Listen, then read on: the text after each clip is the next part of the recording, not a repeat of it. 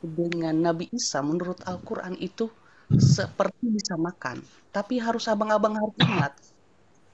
ingat dalam hal ini bahwa eh, Nabi Adam secara dibuat dari tanah, sedangkan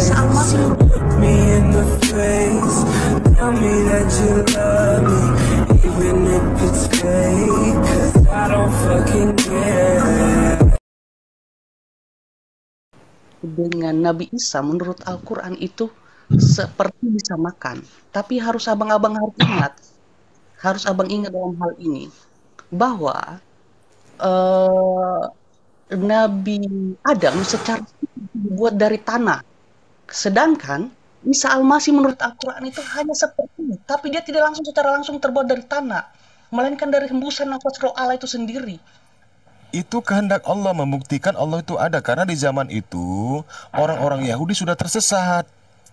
Ingat di Matius 15:24, kedatangan Isa Al-Masih atau Yesus ini hanya kepada orang bangsa Israel, dan dia tugasnya mencari domba-domba yang sudah tersesat dari ajaran Torah, di mana orang Bani Israel sudah tidak menuhankan Allah lagi, Bang.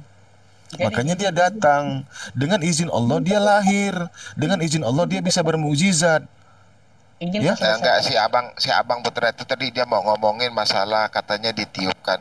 Ditiupkan itu kan harus ada yang medianya. Kamu tiup balon emang pakai udara aja. Gitu, nggak ada balonnya. Nggak ada yang gelembung, nggak ada yang gelembung, nggak ada gelembung. Gimana nggak gelembung? Ada medianya itulah. Medianya itulah yang namanya Maryam. Berarti Bang Alcapon nggak percaya kun fayakun. Walaupun nggak ada medianya, kalau menurut saya, Allah itu bisa menjadikan segala sesuatu walaupun tanpa adanya media. Kamu tahu nggak artinya kun fayakun itu? Begini Ustaz, begini ya, begini. Karena kita manusia, ya, karena kita ini adalah umat manusia, dengar ya. Karena kita ini adalah umat manusia, maka Allah menjadikan satu manusia ini sama seperti kita supaya kita bisa memahaminya, gitu, supaya bisa memahami bahasanya. Paham tidak? Kenapa Allah menciptakan Isa ini dari seorang rahim wanita, seorang rahim manusia? Karena dia manusia sama seperti kita. Tentunya kalau seandainya Isa ini diadakan, ya, tidak melalui rahim seorang manusia, maka dia jadi apa kira-kira? Monster. Apakah Anda mengimaninya kalau dia jadi monster? Pasti kita takut semuanya. Bukan kehendak Allah loh itu. Itu pikiran makanya ya betul, makanya aku bilang supaya bagaimana kita bisa memahami, ya, karena namanya nabi ini membawa risalah Tuhan, membawa ajaran Tuhan, kan begitu ya. Makanya dia diciptakan dari kandungan, dari rahimnya Maria, maka melahirkan manusia. Nah, bagaimana supaya jadi manusia? Bukan sembarangan. Ya, itu juga Maryam itu bukan perempuan sembarangan. Betul. Perempuan suci. Nah, kalau dikatakan suci tidak sama sekali. Tidak sama sekali tersentuh namanya hubungan dengan laki-laki, namanya itu suci. Dari dia lahir sampai dia wafat tidak namanya mengenal laki-laki, itu namanya suci. Makanya di Al-Quran dia diistimewakan, diberikan satu surah, yaitu surah Maryam, karena dia wanita suci. Bedanya di Bible ini seolah-olah membohongi orang Yahudi, seolah-olah Yesus ini adalah anak dari Yusuf, anak bukan hasil dari zina, supaya ada orang tuanya. Padahal tidak seperti itu kejadiannya. Nabi Isa ini sudah diburu. Nabi Isa ini banyak loh mujizat yang diberikan oleh Nabi Isa. Di kitab kalian juga Nabi Isa, Yesus ini bisa berubah-ubah muka sehingga tidak dikenali oleh orang Yahudi. Bagaimana, Bang? Coba sebutkan satu ayatnya bahwa di Alkitab. Nggak lupa aku nyatetnya. Coba jangan abang asal menyebutkan, tapi abang tidak bisa membuktikan. Coba sebutkan satu ayat Alkitab bahwa Isa Al-Masih menurut abang, kalau menurut kami Yesus Kristus dalam Alkitab itu bisa berbahasa Yunani. Baca Matius 17 nomor 2. Baca Matius 17 nomor 2. Kenapa dia dikatakan licin? Dia selalu luput dari kejaran tentara Romawi. Aku akan mengadakan perjanjian antara aku dan engkau, dan aku akan membuat engkau sangat banyak. Bentar ya. Kalau luput itu berarti dia dikejar ya? Luput. Gimana? Kalau luput itu berarti dia lagi diburu ya?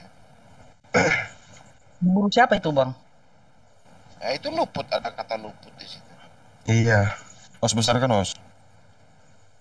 Iya, kalau berarti luput dikejar berarti Yesus ketakutan kan? Iya. Mana Os ini? Os? Enggak takut. Kalau nggak takut dia nggak luput. Nah, aku baca ya. Gimana? Di sini ya. Di sana Yesus ya berubah wujud di hadapan mereka. Wajahnya bersinar seperti matahari. Ya, berubah wujud ya. Dan pakaiannya menjadi putih mengkilap. Oke. Abang baca itu sebelum. Iya. Abang Erik di TB 1974 Abang Erik ya, di TB. Abang Erik. Bentar, Bang. Ya, di TB 1974. Iya. Terjemahan baru ya. Abang Ya, Erik. di situ dikatakan lalu Yesus, bentar. Lalu Yesus, ini sudah tidur saya rasain. Lalu Yesus berubah rupa ya. Berubah rupa. Artinya berubah wajah kan? Iya. Ini adalah satu mukjizat yang diberikan oleh Allah kepadanya. Karena seluruh para nabi itu dibunuh. Itu ada juga di kitab kalian. Iya, dibunuh. Nah, makanya dia licin di sini, licin kayak belut gitu. Maksudnya dia susah untuk ditangkap. Abang hanya baca satu ayat, nggak baca semua langsung berpatokan bahwa itu begitu. Artinya bukan kita tidak betul yang jelas itu betul. Maksudnya dia berubah artinya begini, dia bisa berubah muka, susah untuk ditangkap. Ini Bang Putra, Bang apa aja pun dia paham loh. Membacakan satu poinnya di situ aja, kita ambil poinnya gitu loh. Ya itulah, berarti kami sangat mengenal Bapak Yesus, kami hebat, Pak. Iya, atas izin Allah, Bang. Iya, atas izin Allah. Luar biasa, amin. Luar biasa, amin. Iya, kalau dia memang hebat Yesus itu atau minta makan Rasulan ila bani Israil anni qad ji'tukum bi ayatin min rabbikum anni akhluqu lakum min at-tayri ka hay'ati at-tayri fa anfukhu fihi fayakunu tayran bi iznillah wa ubri'ul akma wal abrasa wal ukhil wa mauta bi iznillah. Biiznillah. Artinya izin Allah. Wa unabbiukum bima ta'kuluna wa ma tadakhiruna fi buyutikum inna fi dzalika laayatan lakum in kuntum mu'minin. Artinya Sadaqallahul azim. Dan sebagai rasul kepada Bani Israel ya. Di sini juga sama dengan katanya di Matius 15:24. Dan sebagai rasul kepada Bani Israel dia berkata, aku telah datang kepada kamu dengan sebuah mukjizat atau sebuah tanda dari Tuhanmu, yaitu aku membuatkan bagimu sesuatu dari tanah berbentuk seperti burung, lalu aku meniupnya, maka ia menjadi seekor burung dengan izin Allah. Ingat, dengan izin Allah. Mereka yang burung itu nggak ada, dihilangkan. Ya, tapi tidak ada di tempat kalian kan nggak ada. Dan aku menyembuhkan orang yang buta sejak dari lahir dan orang yang berpenyakit kusta, dan aku menghidupkan orang mati dengan izin Allah. Amin. Nah, satu lagi Bang Erik. Dan aku beritahukan kepadamu, bentar, belum selesai nih. Dan aku beritahukan kepadamu apa yang kamu makan dan apa yang kamu simpan di rumahmu. Sesungguhnya pada ini bisa dia mengetahui, ya. Betul. Dan aku beritahukan kepadamu apa yang kamu makan dan apa yang kamu simpan di rumahmu. Sesungguhnya pada yang demikian terdapat suatu tanda kebenaran kerasulanku bagimu jika kamu orang beriman. Betul. Sadaqallahul azim. Ini Bang Erik, satu lagi di Arab 38 Bang Erik. Tolong Bang Erik bacakan, suara Bang Erik enak. Waduh, nanti mereka kejang-kejang Tuhan kami. Enggak, itu yang surat Arab 38. Iya, nanti mereka kejang-kejang Tuhan menikah.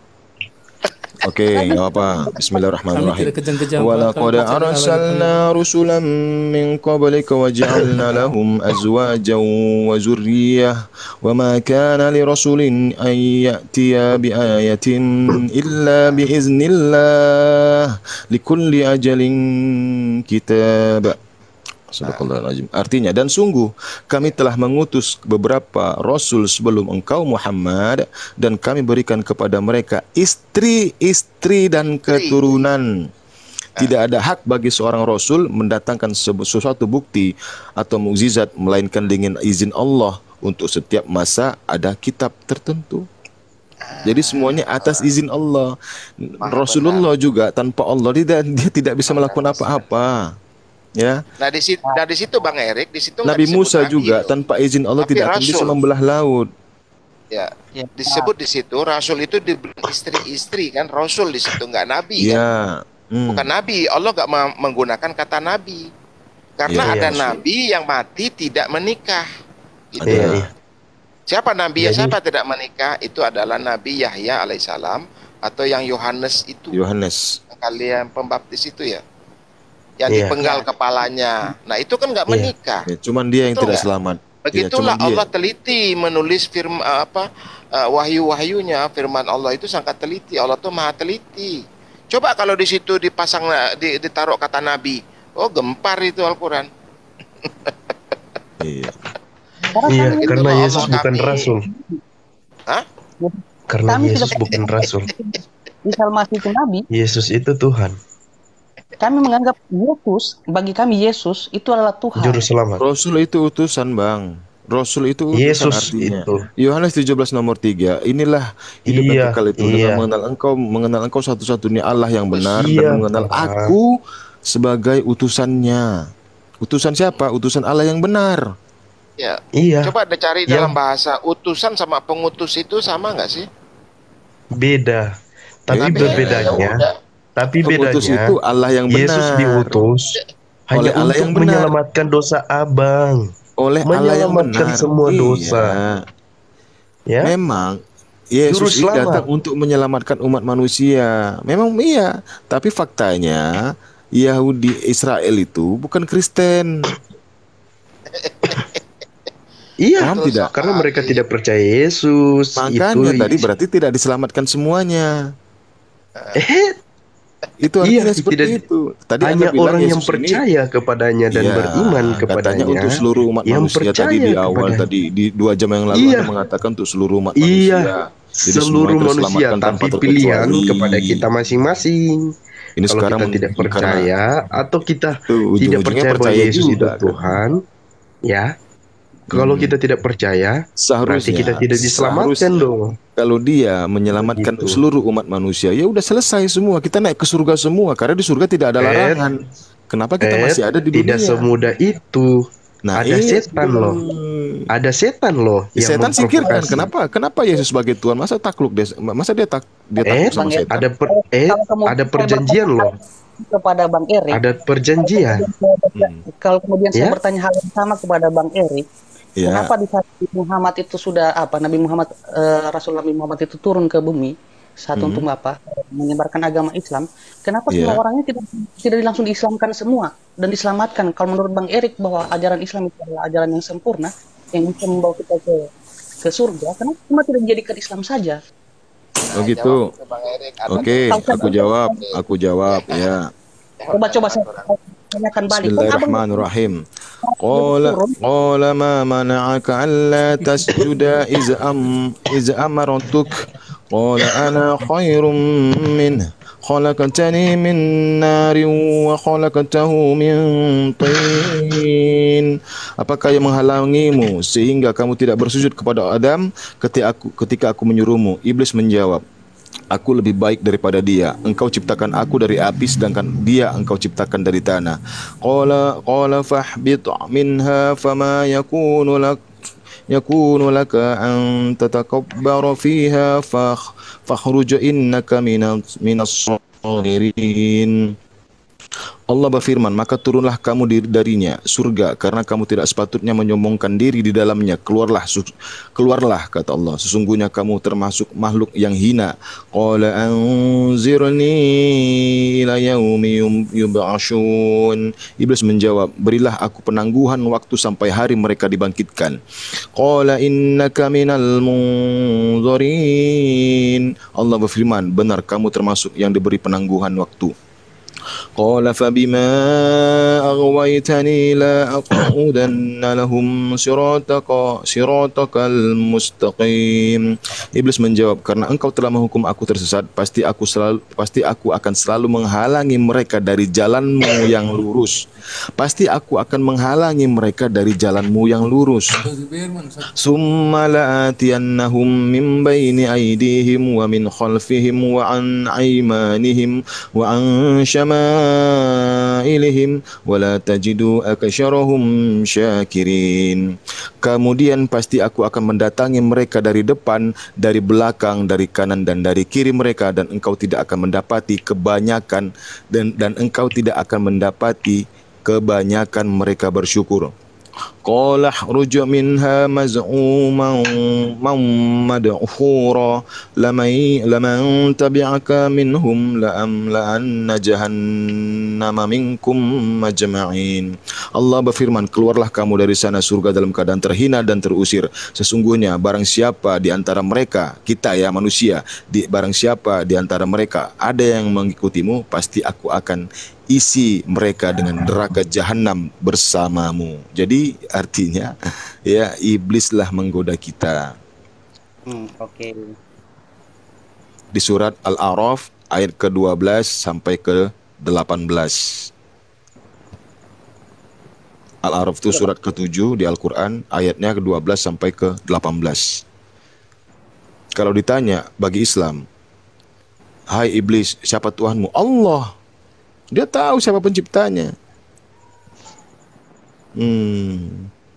Tahu dia siapa penciptanya. Terus? Bukan berarti di keimanan Kristen iblis itu tidak diciptakan, berarti setara dong dengan Tuhan. Gitu. Kalau Tuhan maha berkuasa di atas segalanya, tentunya iblis ini bisa dimusnahkan dengan kehendaknya sendiri. Kan begitu. Tapi tidak kan? Karena kita ada batas waktu, yaitu kiamat. Allah belum menentukan sampai hari ini kiamat. Mungkin besok kita nggak tahu. Mungkin lusa kita tidak tahu. Itulah batas waktu yang diminta oleh iblis tadi. Apa kata iblis tadi? Sudah saya bacakan. Kemudian pasti aku akan mendatangi mereka dari depan, dari belakang, dari kanan, dan dari kiri, supaya kita tersesat. Banyak juga dari kami para ulama, ataupun para haji, ataupun ustadz ulama sekalipun, banyak juga melakukan dosa. Itu karena godaan iblis, karena iblis ini tidak mungkin, tidak ingin dia untuk masuk neraka sendirian. Iya. Karena dia sudah terlaknat, dia sudah tercap oleh Allah, dia akan masuk neraka. Karena kesombongannya terhadap kita manusia, dia tidak terima kita ada. Oke. Nggak terima kita ada di dunia ini, tidak terima. Gitu. Dan sudah saya jelaskan tadi di surah Al-A'raf 12 ya, sebentar. Iya. Al-A'raf 12 ya, sebentar saya bacakan lagi. Allah berfirman, apakah yang menghalangimu sehingga kamu tidak bersujud kepada Adam ketika aku menyuruhmu? Arti bersujud kepada Adam ini apa? Hormat, tunduk. Ya. Karena kita diciptakan sempurna daripada iblis. Iblis hanya diberikan nafsu, kalau kita tidak, kita diberikan akal dan nafsu. Ya, iya benar. Saya ulangi. Allah berfirman, apakah yang menghalangimu sehingga kamu tidak bersujud kepada Adam ketika aku menyuruhmu? Iblis menjawab, aku lebih baik daripada dia, daripada Adam. Engkau ciptakan aku dari api, sedangkan dia engkau ciptakan dari tanah. Itu kesombongan iblis ini. Jadi sampai kapanpun sebelum hari kiamat ini, ya kita masih digoda iblis, bro. Gak akan berhenti iblis itu menggoda kita. Karena dia mencari kawan di sini, ceka-ceka. Tahu nggak ceka-ceka? Iya. Cari kawan dia. Bang, izin bang, izin ya, udah larut nih, aku keluar siap, ya. Bang. Oke bang, terima kasih ya untuk pelajarannya. Maaf kalau ada salah kata bang. Iya, nggak apa-apa, begitu juga. Ya, Abang Al Capon. Ya. Oke, selamat malam. Bang. Selamat Bang pagi. Alcapon, Bang Erik, izinnya saya juga pamit ya. Ya, silakan ya Bang. Sama-sama Bang. Ya oke Bang, saya lagi patroli Bang, sudah pagi nih. Oke, makasih Bang. Siap ya Bang, yuk. Ada lagi Bang Elan yang mau dipertanyakan? Insya Allah bisa saya bantu menjawabnya. Bang, saya mungkin tadi kan sempat Abang tanyakan soal kenapa saat Yesus Kristus atau menurut Abang Isa Al-Masih itu turun, kenapa kemudian tidak menghapus dosa, dan kenapa kemudian saya bertanya kembali kepada Abang. Justru jawaban itulah yang saya ingin dengar dari mulutnya Abang sendiri. Karena baik di Al-Quran dan di Alkitab, di saat Nabi Adam dan Siti Hawa itu berada di Taman Eden menurut orang Kristen, disitulah awal mula startnya iblis itu menggoda. Mulanya dosa itu di situ. Nah, kemudian kalau menurut kami di Kristen Bang, tugasnya Isa atau menurut kami Yesus Kristus sebagai Tuhan, kalau menurut Abang adalah Nabi, kemudian turun untuk menyelamatkan manusia itu sebagai pilihan. Makanya kemudian setelah Yesus mau naik ke surga itu Bang, ada perintah yang kemudian mengharuskan yang namanya orang-orang percaya itu harus dibaptis dalam nama Bapa, Putra, dan Roh Kudus. Gitu. Jadi kurang lebih sama sebenarnya persepsinya Bang. Masih ada finish yang kemudian ditunggu saat Isa Al-Masih itu menurut Al-Quran datang kedua kali. Menurut kami Yesus Kristus itu datang untuk mau ambil kita ini sebagai umatnya. Mau dipisah-pisahkan mana ini yang berdosa, mana ini yang baik, mana ini yang setengah-setengah. Kalau menurut kami seperti begitu Bang. Oke, jadi saya sedikit ya menceritakan tentang Nabi Adam di keislaman ya. Bismillahirrahmanirrahim. Allah Subhanahu wa taala menjadikan manusia ini bukan sembarangan Bang, ya. Menjadikan manusia ini menduduki bumi bukan sembarangan, bukan untuk asal-asalan Bang. Yang salah satunya adalah wa ma khalaqtul jinna wal insa illa liya'budun. Tidak kami ciptakan manusia, jin dan manusia kecuali hanya untuk menyembah kepadaku. Akulah yang harus mereka sembah. Jadi Allah menciptakan jin dan manusia hanya untuk menyembah kepada Allah.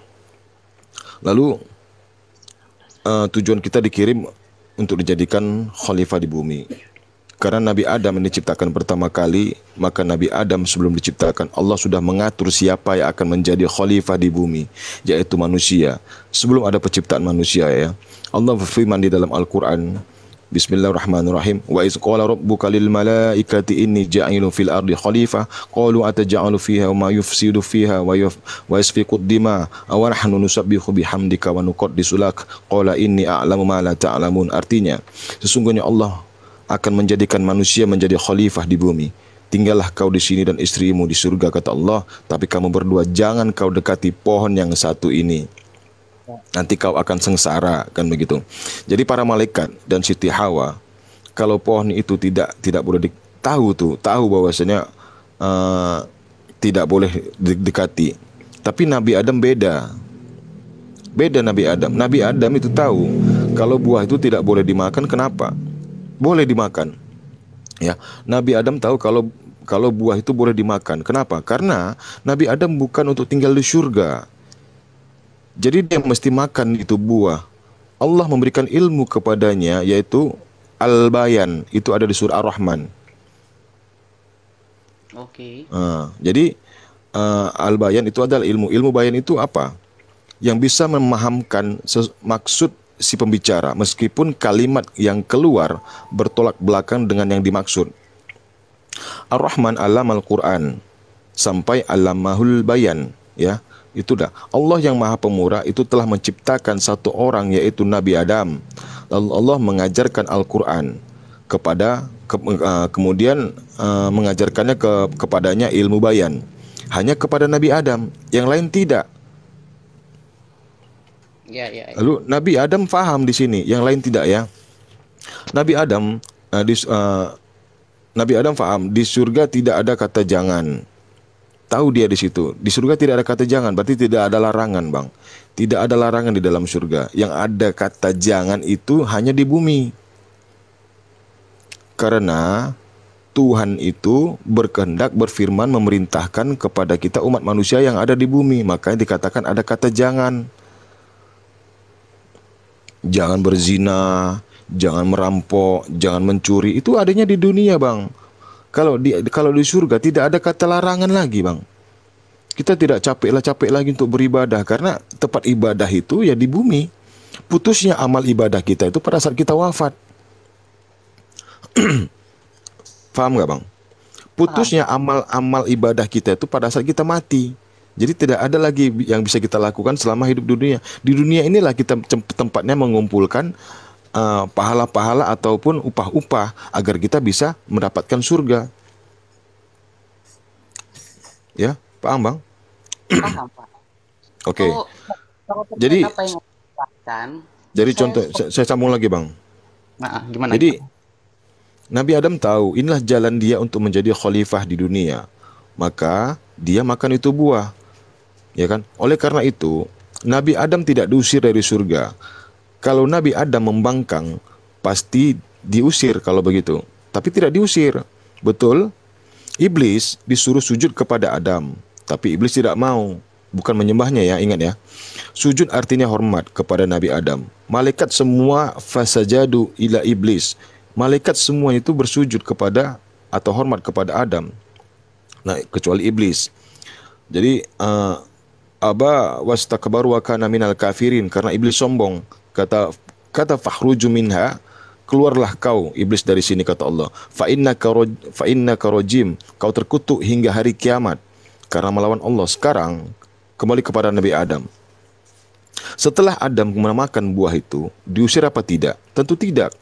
Kalau menurut kami ya, tak ada ayat satupun, wahai Adam, kau sudah berdosa, keluarlah kau dari surga ini, kamu terkutuk. Gak ada kata-kata itu keluar dari Allah untuk mengusir Nabi Adam, tidak. Jadi yang perlu kita ingat, Nabi Adam itu turun dari surga di hari yang sangat-sangat mulia, di hari yang dimuliakan oleh Allah, yaitu hari apa, teman-teman? Hari Jumat. Kalau Nabi Adam terlaknat, kalau Nabi Adam dikatakan pendosa, pasti bukan hari Jumat beliau diturunkan. Pasti hari-hari yang lain. Nah, di sini masuk akal tidak? Jadi ada kata Nabi SAW dalam hadis Bukhari, khairul yaumi tola'at alaihi syamsu yaumun jumu'ah. Hari yang terbaik yang pernah disinari matahari pertama kali yaitu hari Jumat. Kenapa hari Jumat itu baik? Kata Nabi di hadis Bukhari, fihi khaliqu Adam. Nabi Adam itu diciptakan oleh Allah pada hari Jumat. Wa fihi udhilal jannah. Hari itu juga Nabi Adam dimasukkan ke dalam syurga. Wa fihi ukhrija minha. Dan hari itu juga Nabi Adam dikeluarkan oleh Allah ke bumi.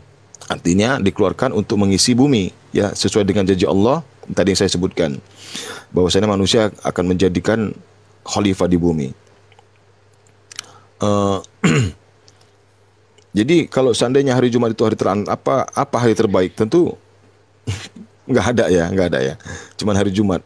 Lalu yang salahnya kita ini, ternyata kita menyebutkan sebagai dari kita umat manusia bahwa Nabi Adam berdosa setelah makan buah itu. Ya. Benar nggak? Kita menuduh Nabi Adam ini berdosa. Kalau seandainya, apakah Nabi Adam turun ke dunia? Ada nggak kita sekarang ini kalau seandainya Nabi Adam tidak turun ke dunia? Kita nggak akan ada kita di sini. Ya. Jadi khalifah, beliau kalau tidak dimakannya tentu tidak. Jadi kenapa dimakannya? Karena Nabi Adam tahu akan menjadi khalifah di bumi. Jadi kalau beliau makan buah itu lalu jadikan khalifah, apa dikatakan membangkang atau menjalankan perintah Allah? Pastinya menjalankan. Nggak boleh mengatakan Nabi Adam itu berdosa. Itu namanya kita melawan Allah. Sudah kafir hukumnya mengatakan Nabi Adam berdosa, melawan perintah Allah. Padahal Nabi Adam itu sudah mengajarkan kita mengenakan, membuat pakaian, cara makan, cara mencari rezeki, mencari nafkah, bekerja. Itu al-bayan, itu ilmu tadi. Itu ajaran Nabi Adam, Bang. Maka kami sebut dia Nabi, dia dapat wahyu, dia dapat perintah. Itu definisi Nabi bagi kami itu. Definisi Nabi itu yang mendapatkan perintah dari Allah langsung. walaupun itu melalui malaikat ataupun melalui perantara. Jadi kalau saya selama ini sudah pernah saya, ya maaf ya, astagfirullahaladzim lah ya, saya mohon ampun kepada Allah bahwasanya saya pernah sebelum saya dapatkan ilmu ini, saya pernah menuduh Nabi Adam itu berdosa, tapi nyatanya tidak. Maka kafirlah bagi kami umat muslim menyatakan bahwa Nabi Adam itu berdosa. Tidak teman-teman. Nabi Adam tidak melakukan dosa. Malah Nabi Adam juga diajarkan cara berdoa. Nah, bedanya dengan Kristen, kenapalah ya gitu. Nabi Adam ini selalu saja dijadikan dosa awal gitu, padahal itu asalnya itu dari iblis. Harusnya kita yang memerangi iblis, bukan kita memerangi dosa Adam. Iblis itu yang harus kita perangi. Nah, iblis ini masuk dari mana? Melalui nafsu kita. Makanya kita harus melawan hawa nafsu. Itu Bang. Jadi gini, di Alkitab saat penciptaan Adam dan Hawa yang kemudian ditaruh di Taman Eden, itu seperti yang Abang jelaskan tadi, bahwa beliau berdua adalah ciptaan Tuhan yang paling sempurna dari semua ciptaan yang ada di bumi. Nah, yang kemudian di saat ciptaan lain mulai iri, ini menurut Alkitab ya Bang ya, menurut ajaran kami. Di saat ciptaan lain mulai iri dengan, dalam tanda kutip, manusia itu sendiri, dalam hal ini adalah Adam dan Siti Hawa. Kemudian ada yang salah satu sosok malaikat yang kemudian itu tadi yang sering disebutkan Bang siapa tadi itu ya? Satu malaikat yang kemudian ingin mencobai apakah benar Adam dan Hawa ini benar-benar menuruti perintah Allah. Nah, sehingga saat itu kan diciptakanlah, kalau menurut kami itu buah pengetahuan. Dalam isi Alkitab itu dibilang pengetahuan yang baik dan yang buruk. Diciptakan kemudian itu satu-satunya larangan yang tidak boleh disentuh, didekati dan lain sebagainya. Apalagi dimakan. Nah, karena di saat orang-orang atau manusia yang kemudian menyentuh atau memakan buah terlarang itu sesuai dengan perintah Allah, dalam hal ini Adam dan Hawa, saat dia pertama memakannya itu upahnya mereka itu adalah maut sebenarnya Bang, mati. Jadi dalam hal ini sebenarnya mati upah dari mereka, bukan lagi harus diturunkan ke bumi, mau disiksa di bumi, enggak. Jadi sebenarnya mati. Sehingga saat mau mencobai mereka dalam bentuk wujud ular tadi, dalam tanda kutip iblis ini atau setan yang menurut Bang siapa tadinya ya, yang dari Flores itu beliau bilang malaikat yang kemudian berubah jadi iblis, memberontak. Ini yang menggoda. Nah, jadi dalam hal ini sebenarnya kalau menurut ajaran Islam Adam ini tidak berdosa, benar, menurut kami juga tidak berdosa, Pak. Hanya saja pencobaan ini yang kemudian menjatuhkan Adam dan Hawa ini dalam dosa. Ya. Jadi memang Bang, ya bukan gara-gara itu, bukan gara-gara perbuatan dosa itu kita tidak kekal. Nah kalau kita kekal Bang, tentu kita akan sama dengan Tuhan jadinya Bang, karena Tuhan itu kekal Bang, tidak pernah mati. Tuhan itu tidak bisa disamakan Bang dengan kita. Kita sebagai kodratnya ciptaannya tetap ciptaan. Di dalam Al-Quran dijelaskan juga, Bismillahirrahmanirrahim, kullu nafsin ja'iqatul maut wa innama tuwaffawna ujurakum yawmal qiyamah faman zuziha 'anil nari wa udkhilal jannata faqad faz wa mal hayatud dunya illa mata'ul ghurur. Artinya setiap yang bernyawa akan merasakan mati. Kita bernyawa Bang, mau itu semut, mau itu tumbuhan, ya kan? Karena dia kan tumbuhan pasti hidup kan, gitu kan? Itu pasti mati Bang. Dan hanya pada hari kiamat sajalah diberikan dengan sempurna balasanmu. Balasan apa? Balasan kebaikan, balasan keburukan itu dibalas Bang nanti Bang dengan kesempurnaan. Karena Allah itu Maha Adil. Barang siapa dijauhkan dari neraka dan dimasukkan ke dalam surga, sungguh kelah dia memperoleh kemenangan. kehidupan dunia hanyalah kesenangan yang memperdaya kita, Bang. Ini dunia ini hanya tempat tipu daya, Bang, semuanya. Yang nyata itu nanti kehidupan kekal kita di sana, Bang.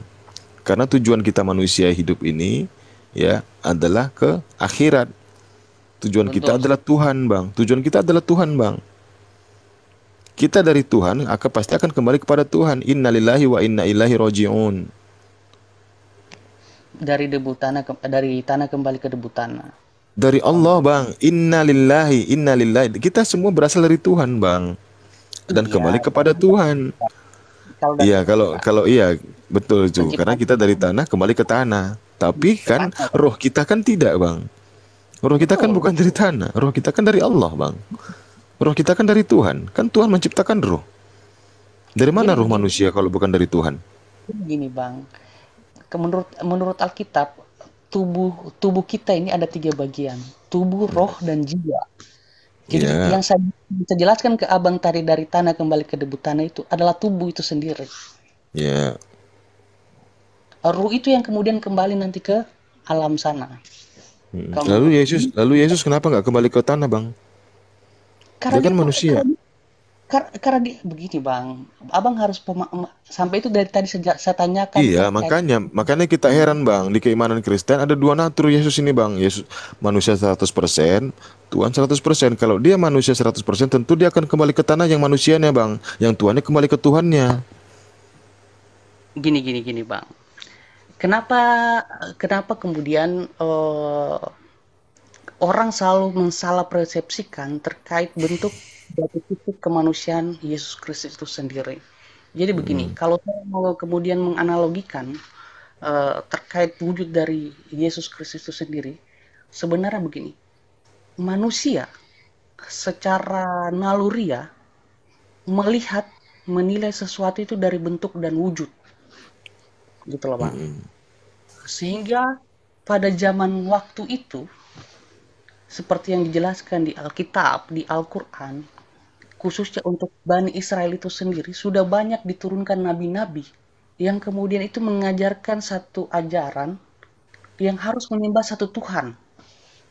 Tapi tidak pernah yang kemudian namanya Bani Israel ini, karena memang bangsa pembangkang, tapi sangat disayang oleh Allah, menurut agama Islam, menurut kami agama Kristen, Allah, seorang yang apa, sehingga harus diturunkanlah ini Yesus Kristus ini untuk mencapai nubuat dari perjanjian lama yang kemudian abang Erik tadi dengan bang siapa tadi tuh Alcapun bertanya kenapa perjanjian lama itu berbeda, perjanjian baru itu berbeda. Kedatangan Yesus Kristus itu untuk menggenapi ini tadi, perjanjian lama itu tadi, karena sudah ada nubuat-nubuat sebelum Yesus Kristus itu datang, gitu loh, Bang. Kenapa kemudian saudara-saudara Muslim bertanya, kenapa kalau dia jadi bentuk manusia, kenapa saat dia mati tidak kembali ke tanah, apalagi manusia? Harus abang ingat bahwa Yesus Kristus ini lahir, menurut kami orang Kristen itu, dia ini bukan seperti manusia pada umumnya yang tercipta dari debu tanah. Dia itu roh yang kemudian dihembuskan, roh murni.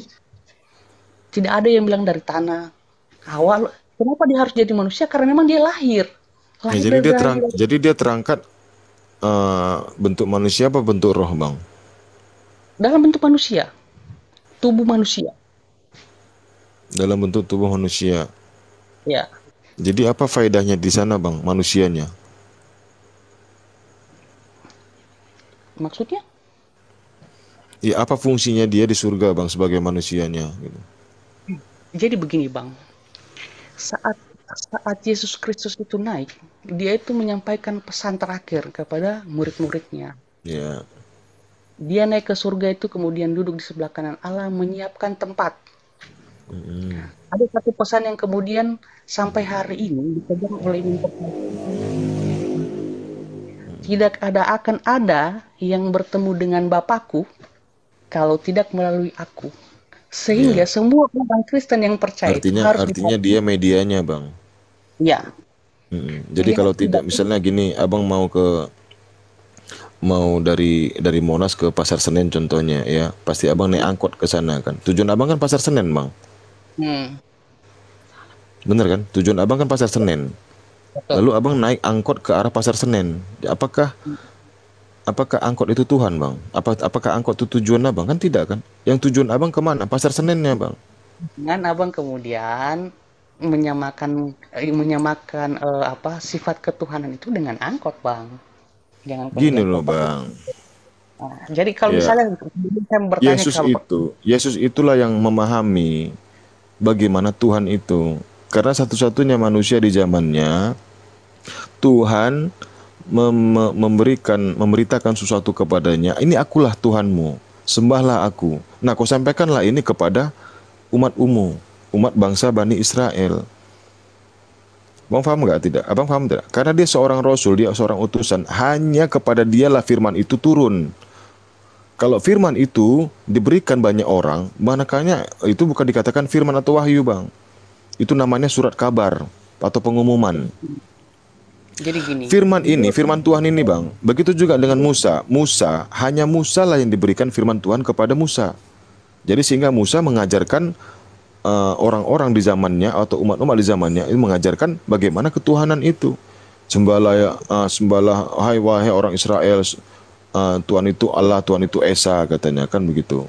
Beda bang. Jadi Yesus Kristus itu bukan lagi semacam manusia yang kemudian mau disamakan seperti Nabi Musa, Nabi Yohanes, enggak. Dialah firman itu sendiri bang. Apa yang kemudian diucapkan, apa yang kemudian dia lakukan, itulah bentuk dia firman. Jadi kalau Alkitab itu Yesus juga bang. Jadi begini bang, Yesus itu Alkitab itu jelmaan dari Yesus berarti. Bukan bang. Nah kalau bukan bang, Alkitab itu kan kitab itu kan firman Tuhan bang. Dia penggambaran yang hidup bang. Jadi setiap perkataan, setiap tindakan yang dia gambarkan, dialah firman itu sendiri dalam bentuk dan rupa manusia. Agar kenapa? Artinya begini loh bang, iya. Coba abang buka di Yohanes 12 nomor 49. Sebentar aku buka datanya bang, biar enak bang, ya. Yohanes 12:49. Yohanes 12:49. Yohanes 12:49 bang. Ya, sebab aku berkata-kata bukan dari diriku sendiri, tetapi Bapa yang mengutus aku, dialah yang memerintahkan aku untuk mengatakan apa yang harus aku katakan dan aku sampaikan. Ini ada 3 poin yang paling penting abang harus pahami. Pertama, apa itu bang? Kalau manusia itu berkata-kata atau berucap atau mengatakan sesuatu atau membilangkan sesuatu atau menyebutkan sesuatu, nama manusia bang. Nah kalau sabda ini adalah perkataan nabi atau utusan. Nah kalau firman itu adalah perkataan Tuhan. Jadi sebab aku berkata-kata, sebab aku tidak bersabda bukan dari diriku sendiri, tetapi Bapa yang mengutus aku, dialah yang memerintahkan aku, dialah yang memberikan firman kepadaku, agar aku mengatakan apa yang harus aku katakan dan aku sampaikan. Jadi firman-Nya itu sudah diterima oleh Yesus, lalu Yesus menyabdakan firman-Nya, firman Tuhan itu kepada murid-muridnya. Abang harus pahami 3 poin ini. Firman itu adalah perkataan Tuhan, sabda itu adalah perkataan Rasul, ucapan itu adalah perkataan manusia. Ini 3 poin penting bang yang harus abang pahami. Itu coba abang cek di KBBI. Firman itu apa, sabda itu apa. 2 hal ini aja yang paling penting. Coba abang cek. Firman itu apa, sabda itu apa. Kenapa dikatakan Bible sabda atau Alkitab sabda? Itu karena perkataan Yesus. Nah perkataan Yesus dari mana sumbernya? Dari Allah itu sendiri, dari firman Tuhan. Memang benar bang, segala perbuatan dia itu berdasarkan dari firman Tuhan bang, berdasarkan dari perkataan Tuhan. Begitu juga dengan baginda Nabi Muhammad sallallahu alaihi wasallam. Allahumma shalli wa sallim wa barik alaihi. Setiap apa yang dilakukan Rasulullah itu berdasarkan dari firman Tuhan, berdasarkan dari perintah Tuhan, berdasarkan dari perkataan-perkataan Tuhan yang disampaikan melalui malaikat Jibril. Lalu malaikat Jibril menyampaikan kepada Rasulullah sallallahu alaihi wasallam, Allahumma shalli wa sallim wa barik alaihi. Semoga kita yang berselawat mendapatkan syafaat bagi Nabi Muhammad sallallahu alaihi wasallam di yaumil qiyamah. Amin ya rabbal alamin. Itu bang. Itu artinya seperti itu. Yesus itu melakukan segala kehendak itu dari firman Tuhan bang. Ya, benar Bang yang mengatakan tadi, cuman Abang agak meleset sedikit. Makanya aku berikan sedikit pemahaman, sedikit aja melencengnya. Dia adalah firman itu. Benar Bang, dia adalah firman itu. Dia melakukan firman Tuhan itu, Bang. Benar Bang. Jadi gini Bang, saya boleh bacakan satu ayat buat Abang ya. Boleh ya. Ya, silakan Bang. 14 ayat 6. Yesus adalah firman Allah yang melaluinya manusia beroleh jalan kebenaran bagi keselamatan dirinya. Yesus berkata, akulah jalan kebenaran dan hidup. Tidak ada seorang yang datang kepada Bapa kalau tidak melalui aku. Dalam hal ini Bang, gini. Tujuan manusia kemana Bang? Makanya kan aku tanya, tujuan kita kemana Bang? Ke Tuhan atau kemana Bang? Ke jalan? Enggak, gini Bang. Yang menuntun kita ke jalannya, yang menuntun kita supaya sampai ke Tuhan itu jalan yang mana Bang? Siapa yang menuntun kita Bang? Contoh nih, Abang mau ke satu tempat wisata, ya, yang tidak Anda ketahui tempat itu berada di mana, kan begitu. Tentunya Abang menggunakan guide di sini atau menggunakan petunjuk. Contoh, lebih canggih Google Maps. Nah, Google Map itu adalah petunjuk Abang. Tujuan Abang kemana? Ke tempat wisata itu kan? Di mana tempat wisata itu bisa membuahkan keinginan kita, kesenangan dalam diri kita. Tujuan wisata itulah Bang. Jadi gini Bang, untuk mencapai tujuan wisata itu bagi manusia yang sekarang ada dimanfaatkan kemudian teknologi. Itu iya, Google Map. Google Map betul. Kemudian, misalnya lalu abang mengikuti namanya Google Map. Setiap ada 5 kilo lagi belok kiri, 10 kilometer lagi belok kanan, 7 kilo lagi belok kanan kiri, 15 kilometer lagi nyungsep gitu Bang. Bang Erik jangan dipotong. Tadi kan saat Bang Erik kemudian membacakan ayat Al-Quran, kan saya nggak potong karena saya menghormati Bang Erik. Iya, siap. Ya.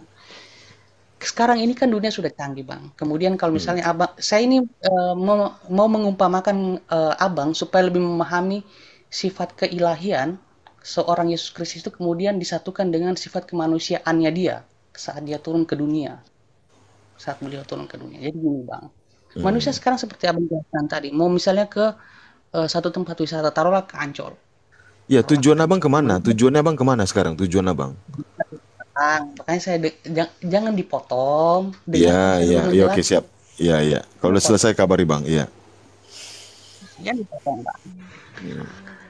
Jadi sekarang manusia kita ini mau misalnya ke Ancol, kemudian kita bertanya ke Google Maps, mau ke Ancol, tak dijelaskan. Seperti Abang bilang tadi, 100 meter belok kiri, 100 meter belok kanan, 100 meter lurus, 100 meter ada pendakian dan lain sebagainya, bla bla bla dan sebagainya, sehingga kita sampai di Ancol. Nah, tugas dan fungsinya Yesus Kristus itu sebenarnya seperti Google itu tadi. Saat turun ke dunia dalam wujud manusia, kemudian dia menjadikan firman yang hidup, kemudian menjelaskan kepada manusia, begini loh caranya. Saat kau mau benar-benar menyerahkan hidupmu itu untuk bertemu dengan Bapamu yang di surga. Tanpa melalui ajarannya beliau, sebagai kami orang lakukan jalan kebenaran satu-satunya jalan kebenaran dan hidup, itu tidak akan pernah bertemu dengan Bapa. Nah, begitu Bang. Sudah Bang? Nah, sehingga gini Bang, ada satu ayat dalam Yohanes 13 ayat 13. Iya. Yesus jelas menyatakan bahwa ia adalah Tuhan. Kamu nyebut aku guru dan Tuhan, dan katamu itu tepat. Sebab akulah guru dan Tuhan. Dalam hal ini terbantahkan Bang. Terbantahkan. Abang sudah selesai baca ayatnya. Baca Matius 11:25. Siapa Tuhan menurut Yesus Bang? Matius berapa? 11:25. Siapa Tuhan menurut Yesus? Itu perkataan Yesus Bang. Di Yohanes ini juga perkataannya Yesus Bang. Iya, Matius 11:25 Bang, baca dulu juga. Siapa Tuhan menurut Yesus? 11 ayat 25 ya. Iya. Siapa Tuhan menurut Yesus?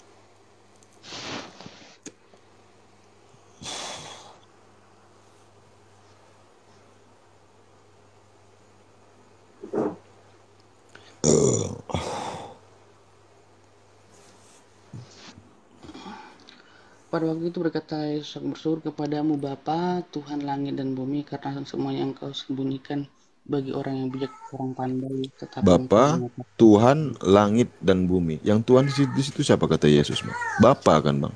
Bapa itu siapa? Allah kan? Terbantahkan di situ, Bang. Nah, kalau kita baca teks aslinya, di situ bukan theos, Bang. Yohanes 13:13. Itu di situ kurios.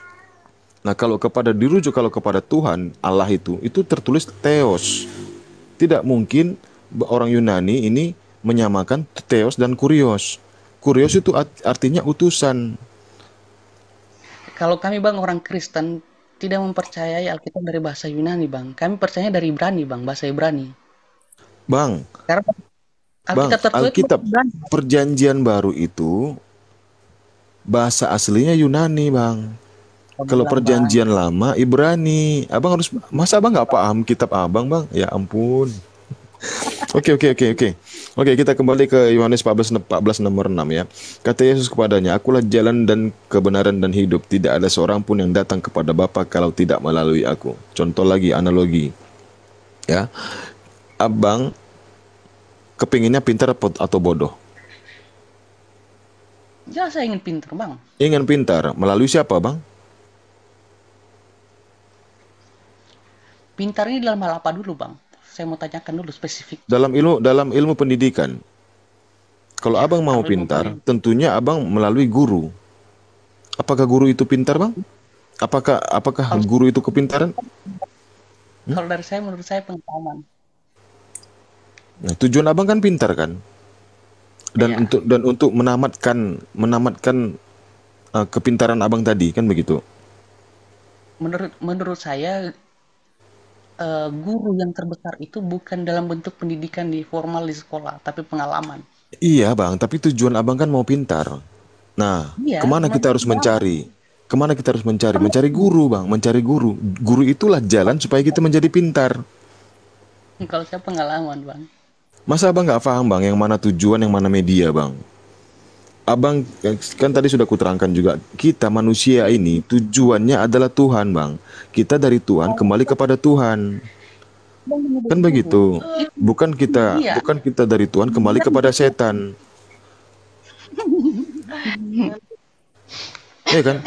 Tujuan kita Tuhan, Bang. Coba memahami dulu. Tujuan kita itu adalah Tuhan. Makanya itu kita harus mencari kebenaran, mencari jalan itu siapa yang menuntun kita. Yaitu nabi, yaitu utusan. Melalui siapa? Melalui Yesus Kristus. Kami juga, Bang, sebagai kami mengimani Rasulullah sebagai utusan, ya, agar sampai kami kepada Allah, yaitu dengan mengimani Rasulullah, mengikuti segala ajaran-ajarannya dan perintah-perintahnya. Nah, sumber dari perintah itu dari mana? Dari Allah, Bang. Siap. Sekarang saya bertanya ke Abang. Ya. Tadi dijelaskan ke saya bahwa untuk mencapai Allah itu sendiri harus mengimani yang punya ajaran Nabi Muhammad. Benar, karena Allah tidak mungkin turun ke dunia menampakkan wujudnya sehingga manusia kelihatan Tuhan di selama dunia. Sekarang pertanyaan saya ke Abang. Minta maaf ya. Ya, saya maafkan, Bang. Dari tadi saya maafkan. Saya bertanya, mudah-mudahan Abang bisa jawab. Insya Allah. Apakah Nabi Muhammad pasti akan masuk surga? Sebagai dia manusia, sebagai dia seorang hamba. Ya, saya paham, Bang. Oke. Sekarang saya sementara saat beliau mau wafat, beliau itu meminta kepada semua umat yang percaya kepada Allah Subhanahu wa taala melalui ajarannya agama Islam, itu mendoakan agar dia dan sahabat-sahabatnya masuk surga. Bagaimana Abang sebagai seorang Islam mempercayai seseorang yang kemudian dianggap nabi atau utusan, tapi dirinya sendiri dia belum yakin bahwa dia akan masuk surga? Karena dia berpesan harus didoakan dia untuk bisa masuk surga bersama sahabat-sahabatnya. Udah, Bang? Udah. Oke. Anda harus pahami dulu, seluruh isi yang ada di dunia ini, alam semesta, baik itu surga dan neraka, itu adalah milik Allah, milik Tuhan, Bang. Tuhanlah satu-satunya pemiliknya. Ya, contoh ini, Bang. Ya, aku punya anak, aku punya rumah, kan begitu. Walaupun anak ini pintar di mataku, anak ini rajin di mataku, ini pintu rumahku kunci, Bang. Dia ngetok pintu. Ayah, ayah. Kalau tidak seizinku, dia tidak akan kuberikan masuk, Bang. Walaupun di mataku, dia ini anak rajin, anak pintar, anak soleh, anak yang rajin sholat, mendoakan orang tuanya. Ini posisi pintu rumahku kunci. Datang pulang dia dari sekolahnya. Ayah, buka pintu. Kalau tidak seizinku, tidak akan kumasukkan dia, Bang. Begitu juga dengan baginda Nabi Muhammad SAW.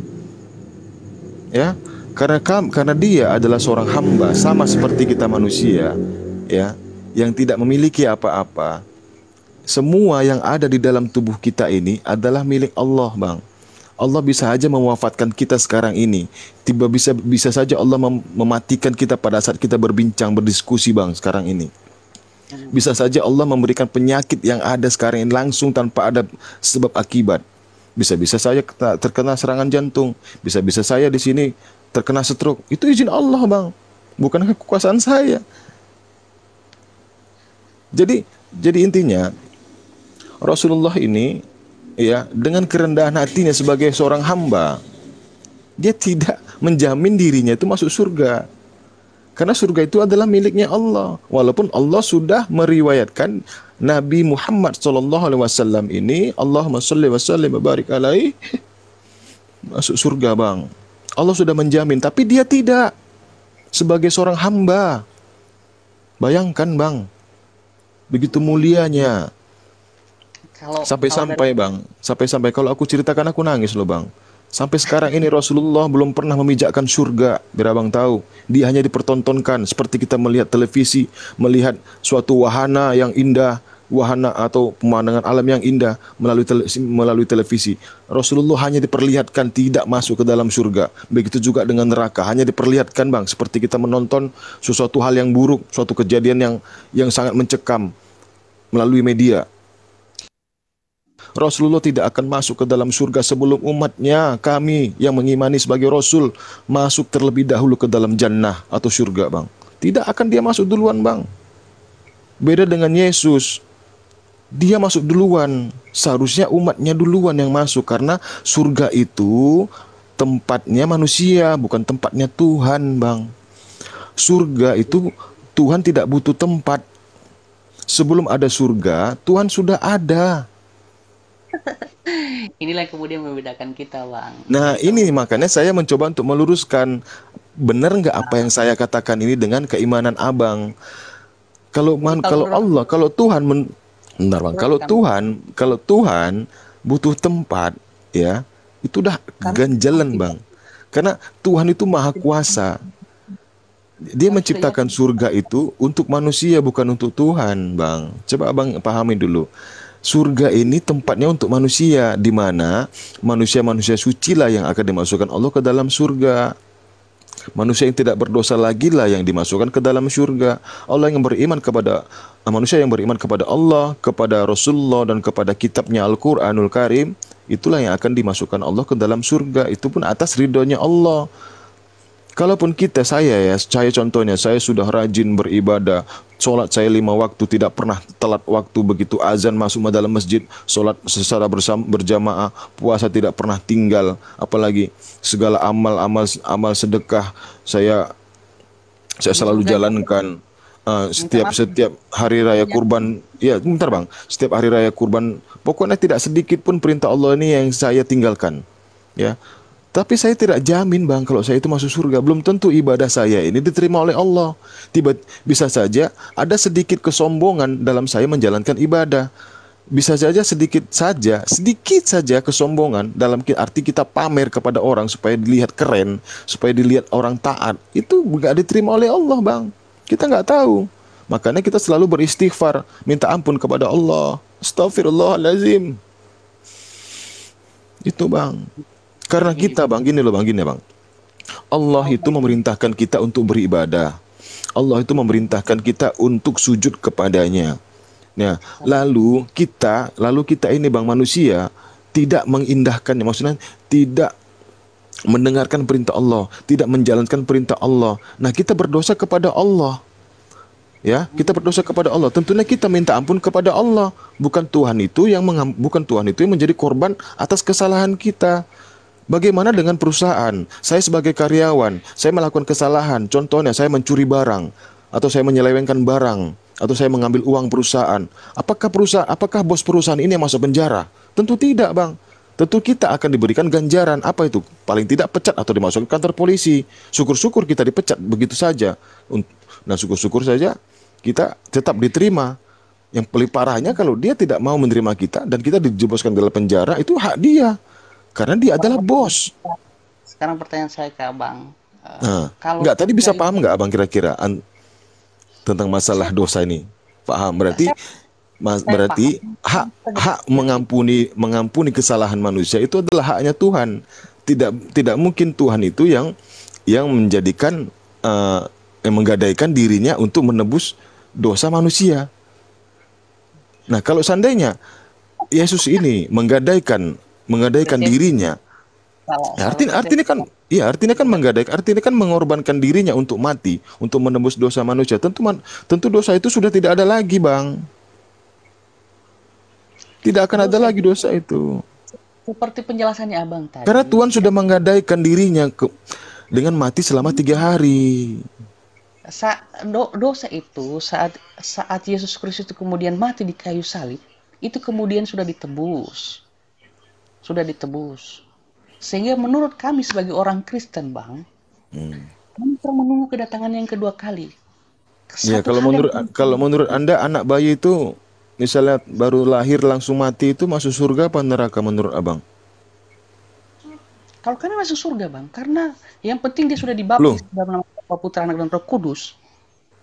Pada saat dia, Bang, fenomena, Bang, di sekarang ini banyak kita lihat kejadian bayi mati dalam kandungan, Bang. Itu bagaimana menurut Abang, Bang? Bayi loh, Bang, sudah jadi bayi. Manusia yang udah, Bang. Itu menurut Abang bagaimana? Masuk surga atau masuk neraka? Surga. Yakin, Abang? Yakin sekali. Dia kan belum dibaptis, Bang. Yakin sekali. Dia kan belum dibaptis. Begini, Bang, walaupun dia belum dibaptis, tapi secara duniawi dia belum menyentuh yang namanya perbuatan dosa. Nah, jadi apa dosa waris itu, Bang? Maksudnya, Bang? Dosa waris itu bagaimana maksudnya? Jadi ini kalau Abang bertanya begitu, kita kan kembali lagi ke zamannya Adam dan Siti Hawa tadi, Bang. Iya, enggak. Kita nggak usah ke situ, Bang. Ke dosa waris ini aja, Bang. Dosa waris ini aja. Kita nggak usah ke Adam lagi.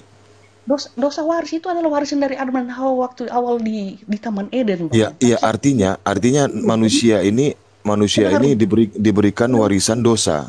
Ya, artinya manusia ini diberikan warisan dosa. Benar tidak? Betul. Ya. Manusia ini menerima dosa yang sudah dilakukan oleh Adam dan Hawa. Ya.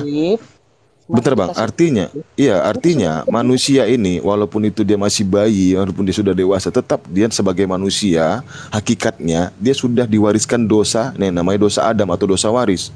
Yang namanya dosa ini pasti masuk neraka, Bang. Tidak ada yang namanya orang berdosa masuk surga. Betul tidak? Pahami, makanya setelah Yesus Kristus itu datang, turun ke dunia. Iya, betul. Dan syaratnya kan harus dibaptis. Ya, syaratnya kan harus dibaptis. Oke. Nah, pertanyaannya lagi. Ini ada fenomena yang sering kita lihat di berita-berita, ya. Berita-berita memilukan bahwasanya ada anak yang baru dilahirkan bahkan mati di dalam kandungan, itu masuknya kemana? Ke neraka atau surga? Karena ini abang harus cari ini. Harus abang tempelkan dulu namanya dosa waris, Bang, di anak bayi tadi. Tempelkan dulu, Bang, dosa waris di situ. Nah, definisi dosa ini tadi, dosa yang namanya berdosa itu tempatnya di neraka bukan di surga. Abang tempelkan juga di situ, Bang, di bawahnya. Silakan. Jadi gini, Bang.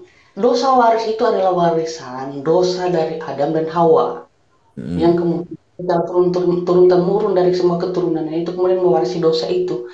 Tapi setelah Yesus Kristus datang ke dunia dalam bentuk manusia, menyerahkan, merendahkan dirinya dalam bentuk manusia, kemudian disalibkan, menang atas kerajaan maut, disitulah dosa waris itu kemudian dihapuskan keseluruhannya.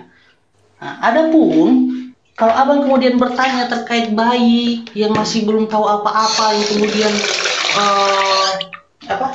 masih orang misalnya baru lahir, belum tahu apa-apa, ya sudah pasti bang, surga tempatnya, karena sama sekali dia belum menyentuh yang apa yang namanya itu dosa. Perbuatan yang kemudian kemudian menjuruskan dia ke dalam dosa. Bukan hanya terkait dosa waris itu tadi bang, dosa yang ada di dunia ini, seperti yang ada di hukum 10 yang kemudian dilarang. Makanya kenapa itu bang, di umat Kristen harus dibaptis. Minimal setelah dia dewasa, dia itu harus dibaptis. Supaya apa? Ada ikatan. Bahwa benar-benar dia sudah menyerahkan hidupnya kepada Tuhan. Gitu loh bang. Oh, jadi menurut keimanan Kristen, anak bayi yang baru dilahirkan itu tidak masuk neraka ya? Tidak masuk neraka bang. Hah? Tidak masuk neraka. Kenapa dia masuk neraka? Ya, alasannya kan dosa waris bang. Namanya kan dosa waris kan, setiap manusia yang dilahirkan itu pasti membawa dosa waris bang, bagaimanapun. Walaupun itu dikatakan Yesus sudah mati untuk merupakan dirinya untuk mati di kayu salib untuk menghapus dosa waris. Bang, ada dosa warisan dari Adam dan Hawa yang kemudian tidak bisa terhapus, kan itu ajaran abang. Kalau bagi kami saat Yesus Kristus itu mati di kayu salib, oh tidak bang, tadi kan sudah saya ceritakan tadi tentang Nabi Adam. Adam kan tidak berdosa bang. Kalau dia dilaknat kan tidak hari Jumat dia turun ke dunia. Pasti ada hari Minggu, hari Senin, hari Sabtu, Selasa, selain hari Jumat. Tapi nyatakan dia tidak dilaknat bang, tidak dimurkai oleh Allah. Jadi kalau dia kemudian tidak dilaknat bang, kalau kemudian dia tidak dilaknat, kita sebagai manusia bang tidak perlu bersusah payah untuk mencari nafkah. Istrinya kita itu tidak perlu sakit dalam melahirkan. Tetap manusia itu dapat hukuman atas dosa yang dia perbuat bang. Cuman menurut kami agama Kristen, seharusnya setelah Adam dan Siti Hawa itu kemudian memakan buah terlarang itu maut. Tapi karena saking sayangnya Tuhan sama kita, kamu kembali ke bumi, kamu ditaruh di bumi, bagi yang laki-laki itu akan menerima sikatan. Tanya apa? Dia harus mencari nafkah buat istrinya di bawah terik matahari, di atas duri. Bagi yang wanita merasakan sakitnya melahirkan. Oh, jadi maunya abang itu Adam itu tidak makan buah itulah sama Hawa ya. Jadi kita tinggal di Taman Eden nih gitu selamanya gitu. Ya begini bang, segala sesuatu yang kemudian gini lah, kalau kemauannya abang gitu ya, kemauannya abang yang pribadi nih ya, kemauannya abang ini kira-kira gimana? Adam makan buah itu atau tidak? Ya kalau menurut keinginannya kita sebagai manusia yang hari ini kemudian membaca, merenungi apa yang disampaikan oleh Alkitab atau misalnya Al-Quran, ya maunya kita jangan si Adam dan Hawa itu kemudian makan buah itu bang. Oh jadi intinya abang tidak mengizinkan ya mengizinkan. Jadi supaya kita manusia ini hidup di Taman Eden gitu. Saya mau tanya ke abang. Sekarang saya mau tanya ke abang. Ya tunggu bang. Keinginan abang supaya Adam ini tidak makan buah itu. Jadi sehingga kita hidup kekal di Taman Eden gitu maksud abang gitu. Kalau sekarang saya mau bertanya ke abang. Enggak, itu dulu bang. Iya nanti aku jawab. Kalau kemudian Adam dan Hawa menurut abang tidak berdosa atau kemudian Adam tidak berdosa saat kemudian memakan, untuk apa sekarang kita susah-susah di dunia ini bang? Kita sekarang sudah ada di Taman Eden bang. Gini loh bang. Oke, berarti abang sepakat ya kalau seandainya Adam itu tidak makan buah, kemauan tunggu ya. Berarti kemauan abang, Adam dan Hawa ini tidak makan buah itu. Nah, kalau seandainya Adam dan Hawa tidak makan buah itu, tentunya mereka masih ada di Taman Eden. Begitu juga dengan kita, betul nggak? Betul. Betul. Nah, kira-kira menurut abang ya, menurut di keimanan Kristen, Taman Eden itu di mana bang? Taman Eden itu surga itu tadi. Surga bukan di dunia. Bukan bang. Kalau menurut kami bukan di bumi. Itu bukan. Eden baru itu surga. Oh Eden itu surga, bukan bumi. Bukan bang. Loh katanya dibilang ada yang bilang surga Taman Eden itu di dunia. Yang mana sih yang bener nggak tahu aku bang, bingung aku bang. Coba teman-teman Kristen yang di bawah, Taman Eden di mana? Coba di bumi apa di surga? Teman-teman Kristen. Wah, bentar bang, bentar. Saya tadi coba tanyakan. Hostnya udah tidur nih hostnya.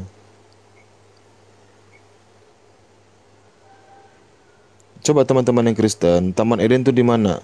Karena teman kita ini, saudara kita yang Kristen ini mengatakan Taman Eden itu di surga. Taman Eden itu surga itu sendiri, Bang. Iya, makanya Bang, aku sering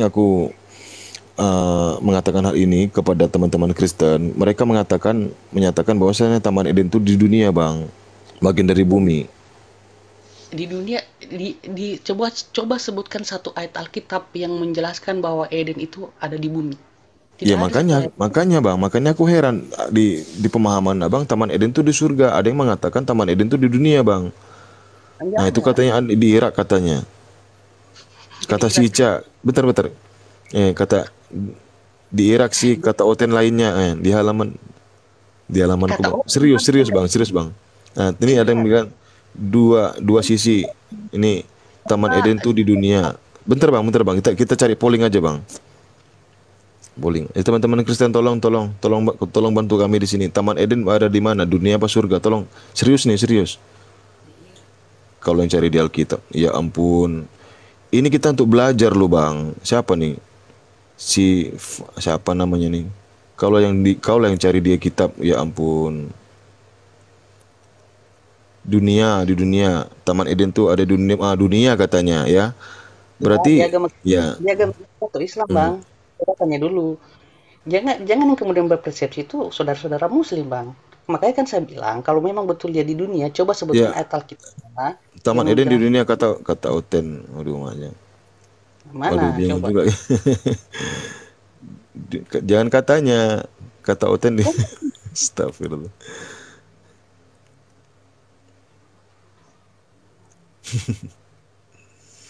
Dunia, Bang. Ya, semua dunia ini.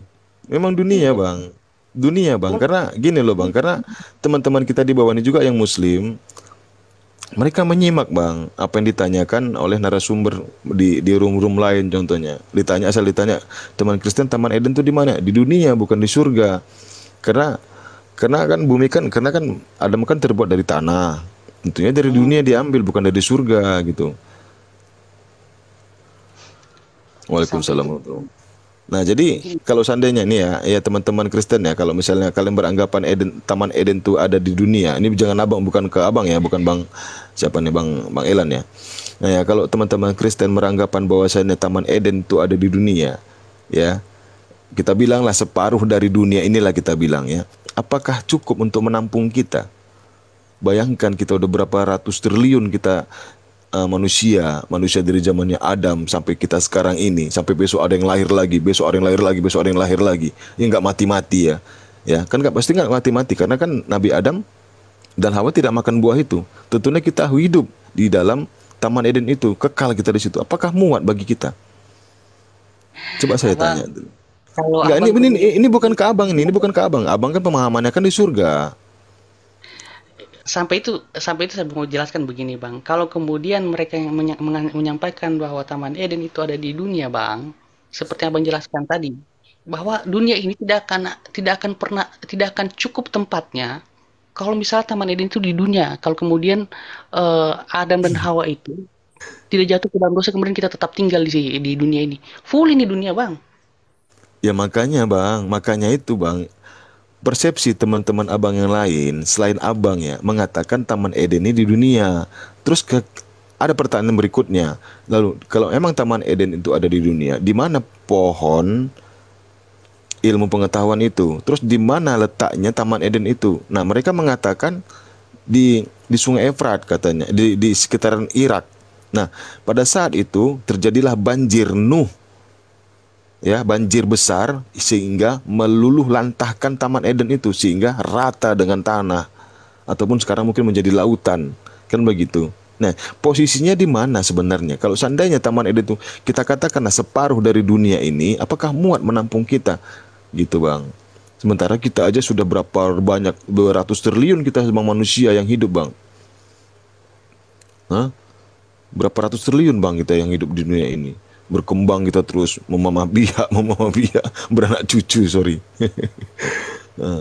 Nggak muat bang. Itu bagi pemahaman teman-teman yang lain. Kalau pemahaman abang, oke lah kita berada di surga. Karena luasnya surga itu menurut Islam seluas langit dan bumi. Langit itu terdiri dari 7 lapisan.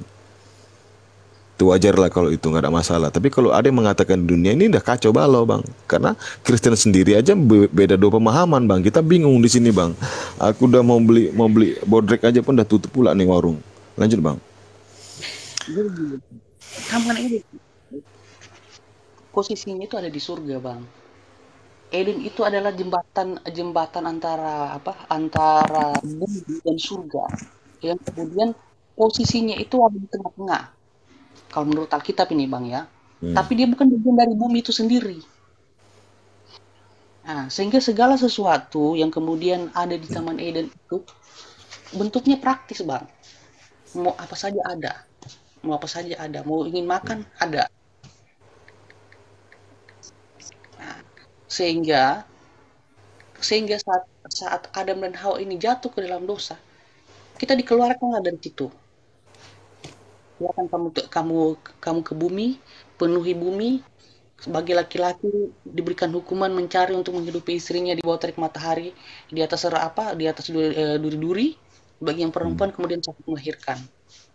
Gitu bang. Oke.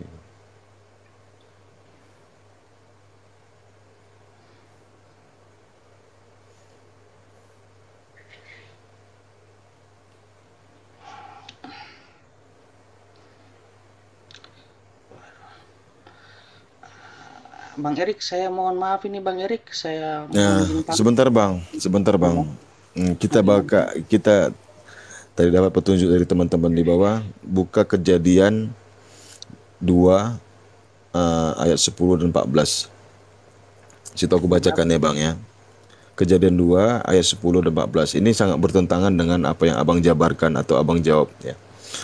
Ada suatu sungai mengalir dari Eden untuk membasahi taman itu, dan dari situ sungai itu terbagi menjadi 4 cabang. 11. Yang pertama namanya Pison, yakni yang mengalir mengelilingi seluruh tanah Hawila. Tempat emas ada, dan emas dari negeri itu baik. Di sana ada damar, bedolah, dan batu krisopras. Nama sungai yang kedua ialah Gihon, yakni yang mengalir mengelilingi seluruh tanah Kus. Nama sungai yang ketiga ialah Tigris, yakni yang mengalir di sebelah timur Asyur. Dan sungai yang keempat ialah Efrat. Kita cek di mana sungai Efrat. Sungai Efrat terbang. Efrat berada di yang abang baca itu. Ayat yang abang baca itu bang tidak menggambarkan secara nyata bahwa Eden itu ada di bumi. Dia hanya menggambarkan ada aliran sungai yang mengalir dari Taman Eden itu kemudian mengalir. Iya, terdiri dari 4 sungai bang. Terakhir itu adalah sungai Efrat katanya bang.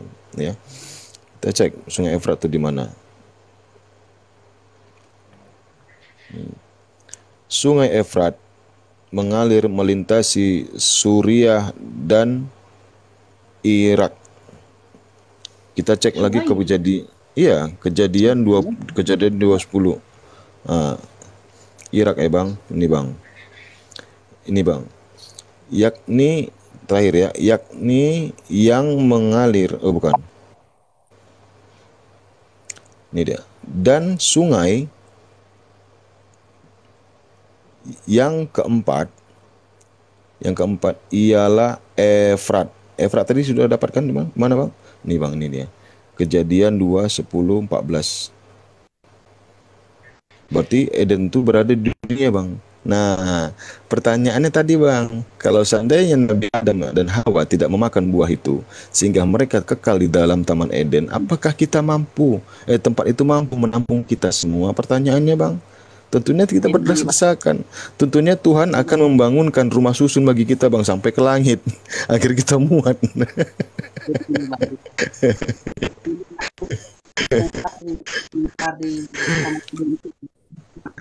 Di Kejadian pasal 1 penciptaan langit dan bumi.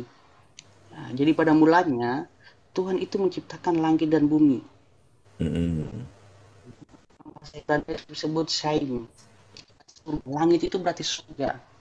Nah, ini berarti konsep penciptaan awal itu adalah surga dan bumi. Uranus, Bang. Hah? Oranon. Shaim, Bang, Shaim dalam bahasa Ibrani. Ya. Nah, menciptakan surga dan bumi yang kemudian dipisah. Nah, yang memisahkan itulah tadi, Bang, Taman Eden itu. Jadi dia tidak berada di bumi posisinya, Bang. Dia di tengah-tengah antara surga dan bumi. Tapi kelengkapan dari fasilitas yang ada di Taman Eden itu adalah bagian dari surga itu sendiri.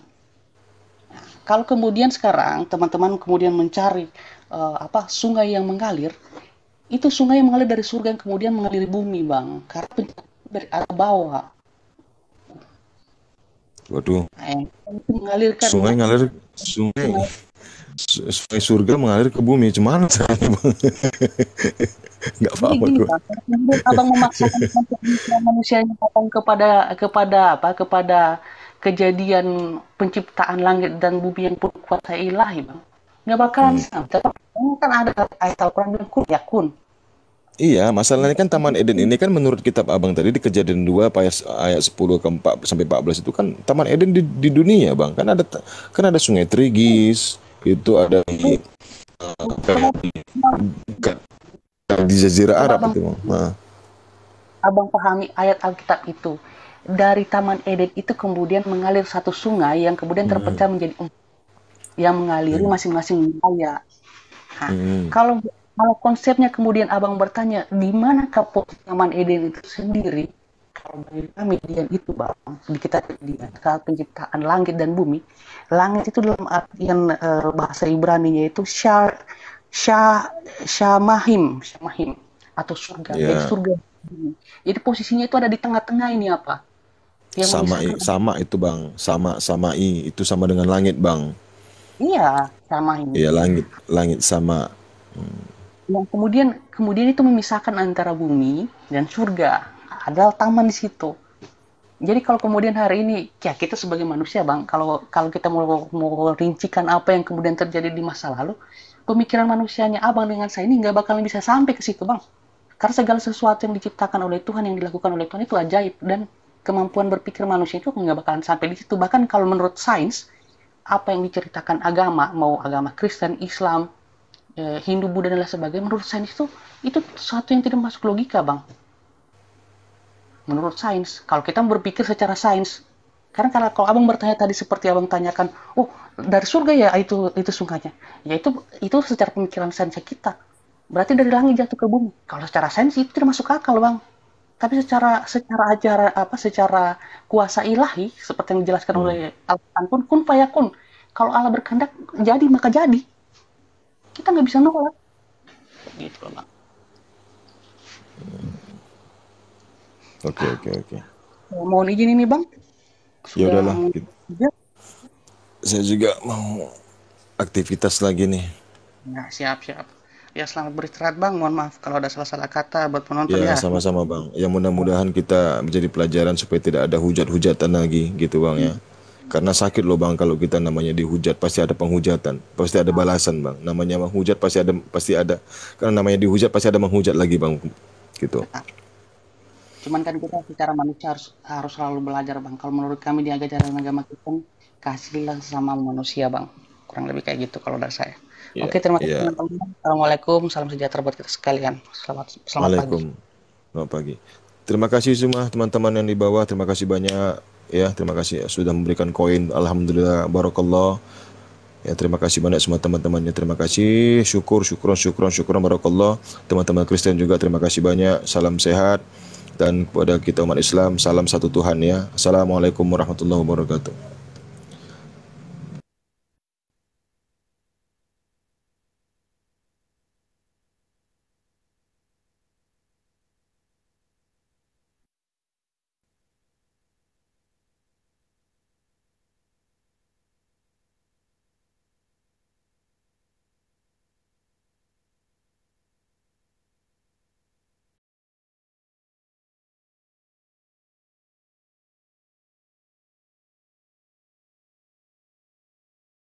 Perang Jamal sebelum perang itu, sebelum perang perang antara Ali sama Muawiyah, sebelum perang Siffin, perang Jamal dulu kan. Karena ya gue nggak mau cerita terlalu dalam lah, yang kulitnya aja lah. Kalau terlalu dalam ntar malah jadi fitnah, jadi salah paham orang. Penonton kita banyak yang ulama nih. Iya, yang sederhana aja, yang kulitnya aja lah gitu. Pokoknya itu yang sebenarnya yang ngomporin Zubair karena kan nggak ikhlas meninggal pembunuhnya itu siapa? Utsman bin Affan itu doang. Utsman bin Affan. Tapi emang Zubair sama siapa nih berdua nih memang pengen berkuasa juga. Karena didukung sama Aisyah. Karena satu keturunan tuh. Enggak, yang aku tahu itu istilahnya Zubair ini meminta supaya istilahnya pembunuhan Utsman bin Affan ini ditegakkan gitu pelakunya. Tapi Ali bin Abi Thalib tidak mau melakukan tersebut karena belum diangkat oleh sebagai khalifah, belum dibaiat, termasuk oleh Muawiyah bin Affan. Dan Muawiyah itu meminta untuk supaya pelaku pembunuhnya itu, karena Muawiyah bin Affan itu kan keponakannya Utsman bin Affan. Muawiyah bin Affan. Muawiyah itu anaknya Abu Sofyan. Abu Sofyan. Oh, cerita lu masih ngalor hidup lu sejarah Islam lu masih merah di rapot, Bos. Gue lihat tuh. Buset deh. Lu cerita di depan gua. Kopinya habis ini lupa lagi. Nah, sekarang pembunuh Utsman siapa? Ada 3 orang itu yang dicurigai itu, yang pembawa surat rahasia. Anaknya anaknya Abu Bakar Siddiq. Iya, tapi bukan. Waktu dia mau bunuh, waktu dia bunuh, kata Utsman bin Affan, kamu nggak tahu saya ini sahabat bapakmu, nggak jadi. Nggak jadi. Nah, kenapa dia gregetan mau bunuh? Karena ada surat kepada budak siapa nama itu untuk membunuh dia gitu loh. Itu ada surat itu yang menurut beberapa riwayat surat itu yang dipalsu, artinya yang bikin bukan Utsman bin Affan, tapi di situ ada tantangan, seolah-olah tantangannya Utsman bin Affan gitu. Padahal yang bikin itu adalah si penguasa Baitul Mal yang jadi sekretaris yang megang duitnya, yang itu yang dianggap korupsi itu karena dia terlalu keras menentang Utsman gitu. Itu sejarah Islam lu mesti paham lu. Kalau itulah yang terjadi konflik. Lu jangan sampai Muawiyah bin Affan. Bukan, hati-hati lu cerita sejarah Islam lu, literasi lu gawat tuh. Mungkin salah pengucapan aja, Hos. Salah pengucapan. Beda-beda tipis kan. Affan sama Sofyan kan beda-beda tipis. Jauh lah Affan sama Sofyan. Ini sejarah Islam loh, agama kita Islam loh, beda bos. Kalau Yesus bin apa mungkin lu udahlah salah. Jadi gini. Jadi dari Muawiyah bin Abu Sufyan itu meminta supaya dilakukannya kisos terhadap pembunuhannya Utsman bin Affan. Tapi Ali bin Abi Thalib tidak melakukannya, tapi Ali bin Abi Thalib pengennya itu kita dikumpulkan dulu kekuatan dengan mengangkat Ali bin Abi Thalib. Ini lu salah lagi. Lu jangan cerita deh. Lu ngawur. Cerita nggak ada. Pada waktu itu emang pembunuhnya nggak ketahuan siapa gitu loh. Ali pun nggak tahu gitu. Nah sampai itu dituntut, minta diserahkan, tapi Ali sendiri nggak tahu siapa pembunuhnya gitu loh. Pada waktu itu Ali juga lagi sibuk nyiapin makanan, jagain Utsman bin Affan, nganterin makan karena Utsman bin Affan lagi sakit waktu itu. Sampai 3 hari ditongkrongin tuh sama Ali bin Abi Thalib. Betul. Jadi nggak tahu pembunuhnya siapapun, nggak ketahuan. Ada 3 orang yang masuk, cuman yang salah satunya itu yang anaknya Abu Bakar itu kan. Anaknya Abu Bakar itu, tapi waktu mau ngebunuh dia nggak jadi karena dia bilang gue temen bapak lo. Iya, gue nih masa sih lu tega bunuh gua, nggak jadi.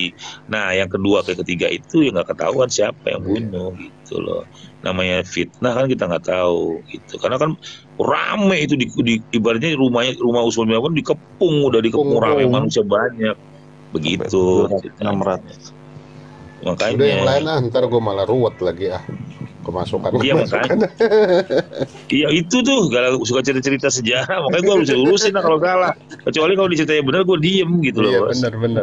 Kalau salah kan kita mesti urusin. Di sini banyak manusia ini di bawahnya. Ini dalam posisi 5 watt kayak gini kan ngomong mata juga sambil merem-merem udah sempat perih gini iya, ya. Makanya jangan cerita sejarah Islam lah, sejarah yang lain aja. Nah, sekarang gue harus urusin bos, minta maaf soalnya ada 92 orang di bawah. Ya Bang Keman. Oke, Bang Keman, dengerin cerita Papua gimana nih? Tanya sama Om Pras. Papua. Ngeri. Yang lebih terkenal itu kalau sekarang itu ya, kenapa ya kok banyak wartawan itu yang justru tidak bisa menjaga kenetralitasannya?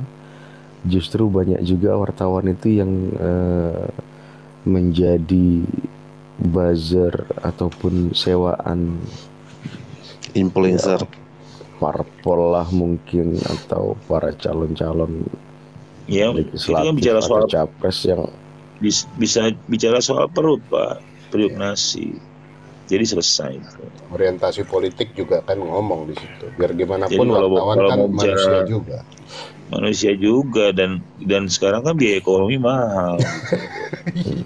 Jadi harus jujur lah, kita harus ngomong banget sih. Apapun, jangan bawa wartawan katanya. Saya wartawan, tapi memang faktanya seperti itu orang desa. Jadi kalau kita bilang oknum itu sedikit. Oknum. Saya setuju oknum.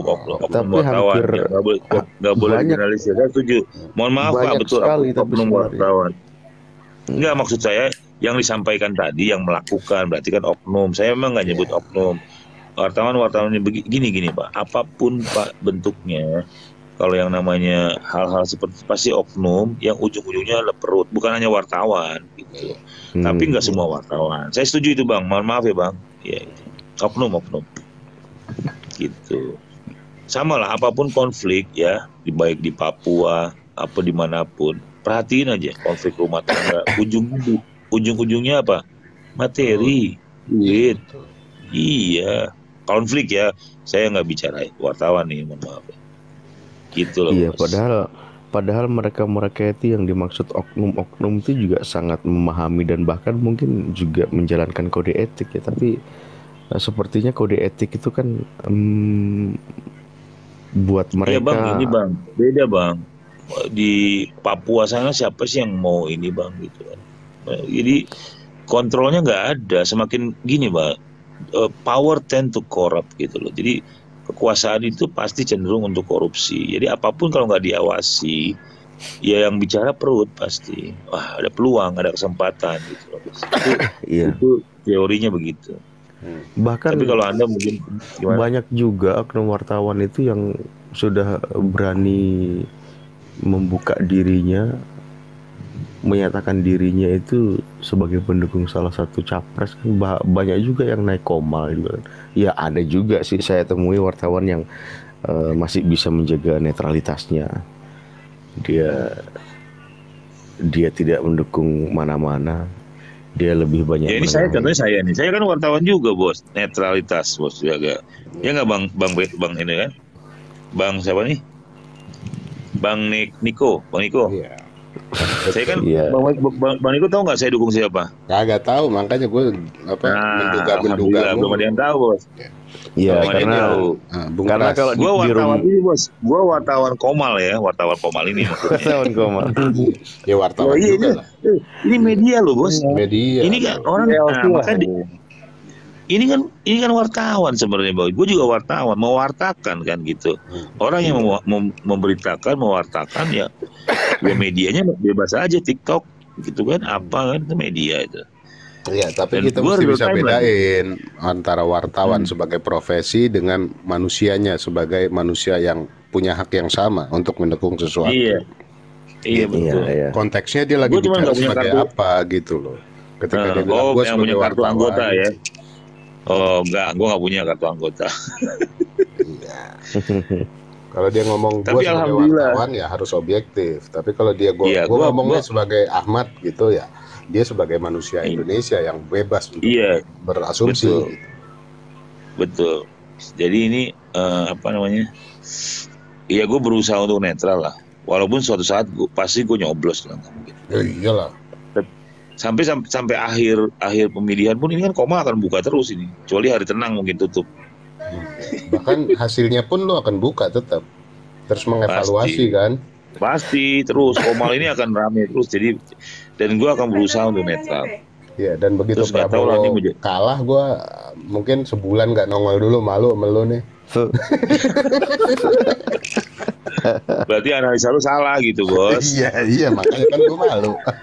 Tapi memang politik ya begitu, nggak bisa diukur. Nggak bisa diukur karena dinamika politik itu luar biasa. Gitu. Betul. Yang tahu cuman Allah dan nanti pada hari hanya gitu. Iya. Masalahnya 5 menit ke depan itu gaib, kita nggak tahu. Mungkin kita Gaib, masih Bang. Kalau dalam dunia politik semua gaib, Bang. Iya, kalau gue nganggap Siapa politik sih yang itu kayak bisa memprediksi Jokowi? Ya mohon maaf ya, Bos, yang masih culun dulu datang ke Jakarta jadi anggota, jadi gubernur DKI, jadi kemudian jadi presiden. Siapa yang bisa prediksi pada waktu itu? Nggak ada. Itu kan masih ibaratnya masih orang nggak ada yang nyangka lah. Orang Jakarta pun nggak ada yang nyangka. enggak, yang paling mengagetkan tuh Kiai Ma'ruf udahlah.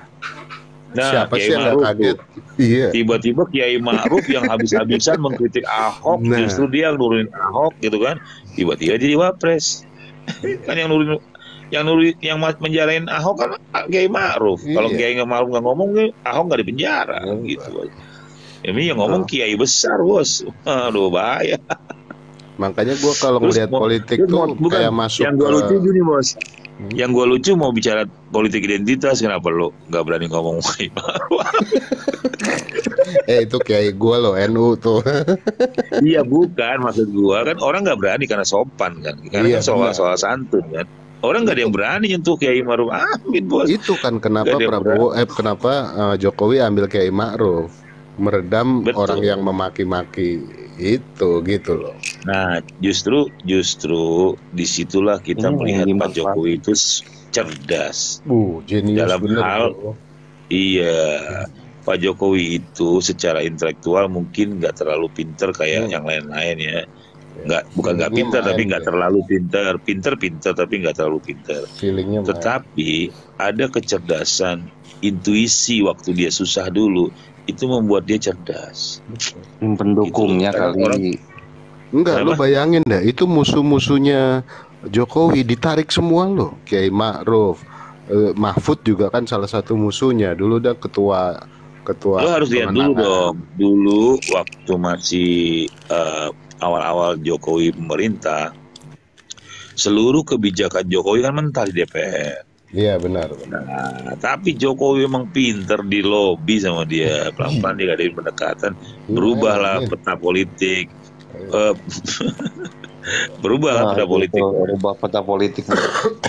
langsung berubah itu peta politik itu. Golkar langsung merapat, kan berubah, bubar langsung tuh. Kita Ya kan, ketipu koalisi sama casing bro.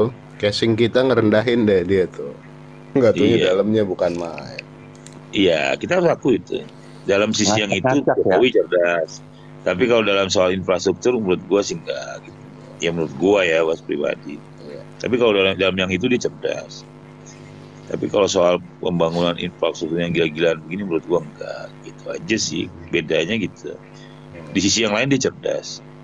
Meloloskan Tapi kalau bilang infrastrukturnya nggak cerdas, ntar ini berarti bukan pendukung Ganjar ini. Enggak dong, tadi kan gue bilang jelas dalam meloloskan kebijakan dia cerdas, Bos. Dan kita harus mengkritik, Bos. Nah, itu kan soal kritik kebijakan, beda dong. Kan infrastruktur kebijakan. Personal yang kita kritik. Bukan dong, meloloskan itu kan yang gua puji kan cerdas dia dalam lobbynya kan cerdas. Jadi ini objektif namanya, dalam kerangka objektif. Kalau orang menilai gua pro sama Jokowi atau kontra sama Jokowi, sah-sah aja, itu sah aja, Bos. Namanya manusia nggak bisa kita ukur. Nah, kalau dari 3 figur yang sudah bakal rencananya ditetapkan itu ya, Pak Ganjar, Pak Anies dan Pak Prabowo itu, dari mereka bertiga itu apa sebenarnya yang patut kita puji? Ketiga-tiganya? Iya, dari ketiga-tiganya. Iya, dia dapat 20% bisa lolos jadi capres, udah hebat banget, Bos. Gak gampang. Udah sesuatu. Udah selesai. Gak gampang. Udah selesai tuh. Udah selesai. Emang ente bisa atau aneh bisa gitu kan? Kan enggak gitu, Bos. Jangan nganggap sembarangan lo bisa jadi capres Indonesia. Nggak gampang. Ini itu aja udah luar biasa. Bang, ada kurang yang apa? PDIP itu seabrek-abrek loh pokoknya. Kenapa? Ditegur dulu tamu. Nih ada tamu yang terkenal di YouTube tuh jauh dari masyarakat. Kok bisa? Anggota Kejagung ini. Anggota Kejagung ini Pak Pariji ini. Oke. Selamat pagi Bang Pariji, apa kabar? Ya kabar baik lah. Gimana Mantap. kabar 11 Mei yang mau bergerak ke DPR?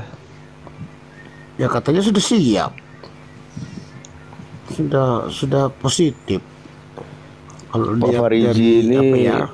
salah satu advokat yang mendukung Ganjar, yang tidak menyerah menggaungkan disahkannya RUU perampasan aset. Enggak, demi Allah enggak, saya enggak mendukung Ganjar.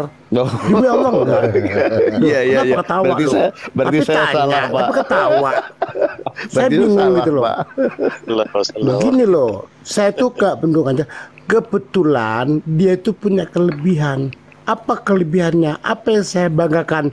Satu-satunya capres yang menentang radikal dan intoleran. Itu aku bangga. Karena itu untuk anak bangsa, bukan untuk pribadi. Itulah sehingga aku cinta. Itu aja kok. Mantap. Kalau ini Bang, kalau rekomendasi Komnas HAM untuk pelanggaran HAM di Jawa Tengah, gimana menurut Abang? Nah, lo Bang Pariji.